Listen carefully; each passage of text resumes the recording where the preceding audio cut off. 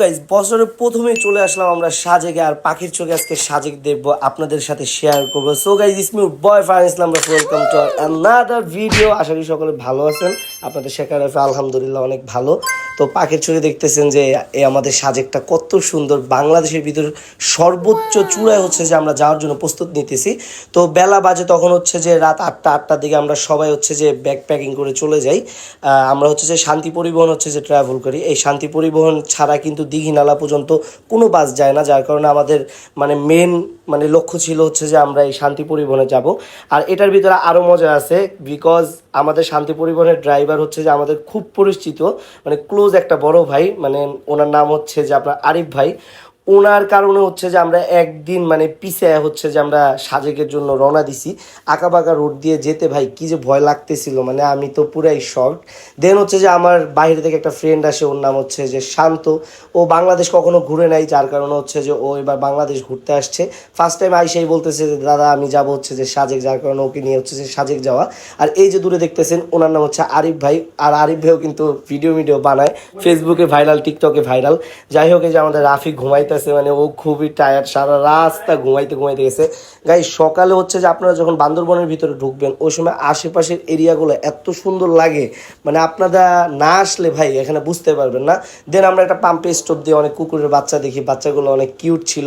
দেন হচ্ছে যে আমরা দীঘিনালা এসে হচ্ছে যে সকালের ব্রেকফাস্ট সেরে নেই। এই ব্রেকফাস্টে ছিল হচ্ছে যে আমাদের খিচুড়ি, দেন হচ্ছে যে ডিম ছিল। যাই হোক গাইজ, দেন আমরা আবার আল্লাহর নাম নিয়ে উদ্দেশ্য করে হচ্ছে যে চলে যাই সাজেকের উদ্দেশ্যে।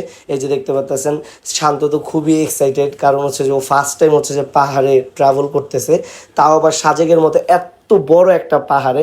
আর আমার তো মনে করেন যে পুরা উত্তেজনা, টান টান, প্রেমের আকাশে লুঙ্গি বাতাসে, কি বলবো, এ হচ্ছে যে কথা। দেখতে পাচ্ছেন অনেক সুন্দর। দেন আমরা আর্মি ক্যাম্পে হচ্ছে যে চেকপোস্টের জন্য দাঁড়াই, এখান থেকে হচ্ছে যে এসকোর্ট ছাড়ে। আর যাওয়ার পথে হচ্ছে যে দেখা হয়ে গেছিলো আমাদের স্কুলের পুরানো স্টুডেন্ট রাকিব ভাইয়ের সাথে। এই রাকিব ভাই হচ্ছে যে আমাদেরকে ট্রিট দেয়, খুবই ভালো একটা মানুষ। যাই হোক, সাজেক আসলে ওনার সাথে দেখা করতে পারবেন। দেন আমরা উঠে যাই হচ্ছে যে পাহাড়ে। আর পাহাড়গুলা ভাই এত উঁচা ছিল, আর আমাদের হোটেলটা ছিল একদম মিজোরামের দিক থেকে। হ্যাঁ, দেন এখানে টেস্ট স্টপ দেওয়ার পর আমরা আবারও চলে যাই সাজেকের উদ্দেশ্যে।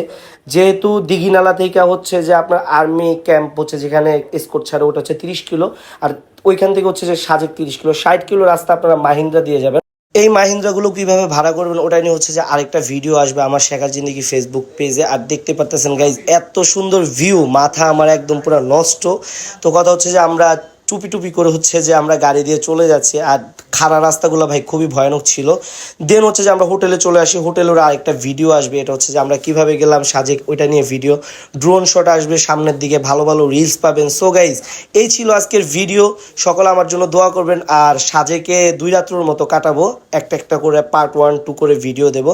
তো দেশ এবং দেশের বাইরের প্রবাসী ভাইদের জানাই অন্তর থেকে ভালোবাসা। Thanks for watching my video. Tata.